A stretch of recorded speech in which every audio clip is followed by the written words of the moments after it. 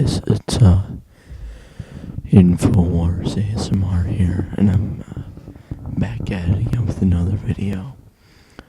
All I gotta say before I get started here, this one's for you, Squid, and today I'm going to be reading the about the Great Emu War. The Emu War, also known as the Great Emu War, was a nuisance wildlife management military operation undertaken in Australia over the latter part of 1932 to address public concern over the number of emus said to be running amok in the Campion district of Western Australia. The unsuccessful attempts to curb the population of emus, a large flightless bird indigenous to Australia, employed soldiers armed with Lewis guns, leading the media to adopt the name Emu War when referring to the incident. While a number of birds were killed, the emu population persisted and continued to cause crop destruction.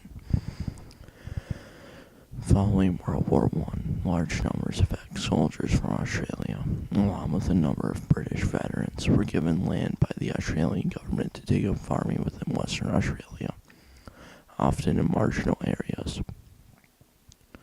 With the onset of the Great Depression in 1929, these farmers were encouraged to increase their wheat crops, with the government promising and failing to deliver assistance in the form of subsidies.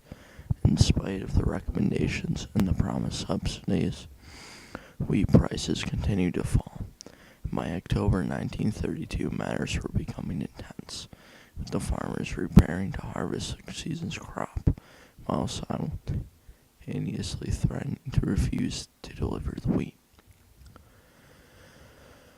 The difficulties facing farmers were increased by the arrival of as many as 20,000 emus. Emus regularly migrate after their breeding season, heading to the coast from the inland regions, with the cleared land and additional water supplies being made available for livestock by the West Australian farmers.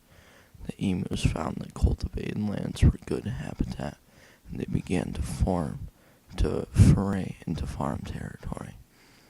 In particular, the marginal farming land around Chandler and Wollongong. The emus consumed and spoiled the crops, as well as leaving large gaps in fences where rabbits could enter and cause further problems. Farmers relayed their concerns about the birds ravaging their crops, and a deputation of ex-soldiers were sent to meet with the Minister of Defense, Sir George Pearce. Having served in World War I, the soldier settlers were well aware of the effectiveness of machine guns, as they requested in their deployment. The minister readily agreed, although the conditions attached to the guns were to be used by military personnel, and troop transport was to be financed by the Western Australian government. The farmers would provide food, accommodation, and payment for the ammunition. Pearce also supported the deployment on the grounds that the birds would make good target practice. Those have been argued that some in the government may have been viewed this as a way of being seen to help the Western Australian farmers. Towards that end, a cinematographer from Fox Movie Tone was enlisted. The war. Military involvement was due to begin in October 1932. The war was conducted under the command of Major G.P.W. Meredith of the 7th Heavy Battery of the Royal Australian Army, with Meredith commanding soldiers Sergeant S. McCurry and Gunner J. O'Halloran, armed with 2 Lewis guns and 10,000 rounds of ammunition. The operation was delayed, however, by a period of rainfall that caused the emus to scatter over a wider area. The rain ceased by November 2nd, 1932, at which the troops were deployed with orders to assist the farmers and according to a newspaper account, to collect 100 emu skins so that their feathers could be used to make hats for light horsemen. First attempt. On November 2nd, the men traveled to Campion, where some 50 emus were sighted. As the birds were out of range of the guns, the local settlers attempted to herd the emus into an ambush, but the birds split into small groups and ran, so they were difficult to target. Nevertheless, while the first full fusillade from machine guns were ineffective due to the range, the second round of gunfire was able to kill a number of birds. Later the same day, a small flock was encountered. Perhaps a dozen birds were killed. The next significant event, on November 4th, Meredith had established an ambush near a local dam. More than 1,000 emus were spotted heading towards their position. This time the gunners waited until the birds were in close proximity before opening fire. The gun jammed after only 12 birds were killed and the remainder scattered before any more could be shot. No more birds were sighted that day. In the days that followed, Meredith chose to move further south, where the birds were reported to be fairly tame. But there was only a limited success in spite of his efforts. By the fourth day of the campaign, Army observers noted that each pack seems to have its own leader now. A big black plumed bird, which stands fully 6 feet high, and keeps watch while his mates carry out their work of destruction, and warns them of our approach. At one stage, Meredith even went so far as to mount one of the guns on a truck, a move that proved to be ineffective, as the truck was unable to gain on the birds.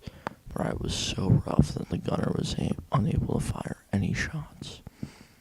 By November 8th, 6 days after the first engagement, 2,500 rounds of ammunition have been fired. The number of birds killed is uncertain. One account estimates that it was 50, but others account for a range of 200 to 500. The latter figure being proved by the settlers. Meredith's official report noted that his men had suffered no casualties. Summarizing the goals, ornithologist Dominic Sorrenti commented, machine gunners' dreams of point-blank fired into serried misses of emus were soon dissipated. The emu command had evidently ordered guerrilla tactics, and its unwieldy armor split up into innumerable small units that made its use of the military equipment uneconomic. Crestfallen field force therefore withdrew from the combat area after a month. On November 8th, representatives in the Australian House of Representatives discussed the operation.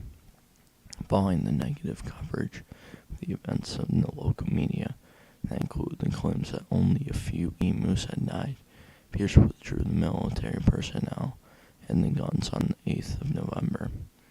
After withdrawal, Major Meredith compared the emus to Zulus and commented on the striking maneuverability of the emus, even when badly wounded.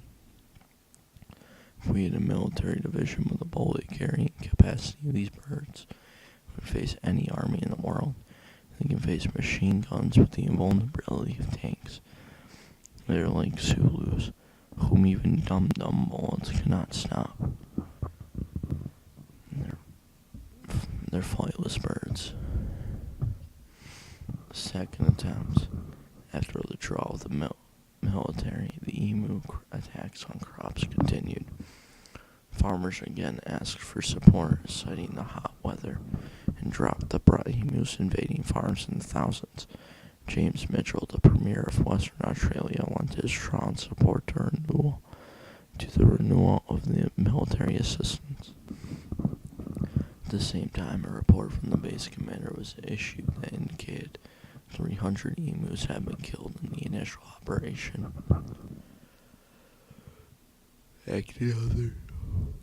Acting on the request in the base commander's report, by November 12th, the Minister of Defense approved a resumption of military efforts. He defended the decision in the Senate, explaining why the soldiers were necessary to combat the serious agricultural threat of the large emu population, although the military had agreed to lend the guns to the Western Australian government on the expectation that they would provide the necessary people. Meredith was once again placed in the field due to an apparent lack of experienced machine gunners in the state. Taking to the field on November 13, 1932, the military found a degree of success over the first 2 days, with 40 emus killed. Third day, November 15th, proved to be far less successful, but by the 2nd of December, the soldiers were killing approximately 100 emus per week. Meredith was recalled on the 10th of December. In his report, he claimed 986 kills, with 9,860 rounds, at a rate of exactly 10 rounds per confirmed kill. In addition, Meredith claimed 2,500 wounded birds had died as a result of the injuries they had sustained. Aftermath. Despite the problems encountered with the coal, the farmers of the region once again requested military assistance. 1934, 43, and 48, only to be turned down by the government. Said the bounty system that had been instigated in 1923 was continued. This proved to be effective. 57,034 bounties were claimed over a 6-month period in 1934. By December 1932, word of the Emu War had spread, reaching the United Kingdom. Some conservationists there protested the goal as the extermination of the rare emu. Dominic Cerventi and Hubert Whittle, the eminent Australian ornithologist, described the war as an attempt at the mass destruction of the birds. Now, throughout 1930 and onward, exclusion barrier fencing became popular means of keeping emu out of agricultural areas, as well as other vermin such as dingoes and rabbits. You know, the Emu War, it's really a shame. I really feel bad out there for all the veterans who just constantly are having flashbacks to this, losing their friend out there to those emus. It's a real shame.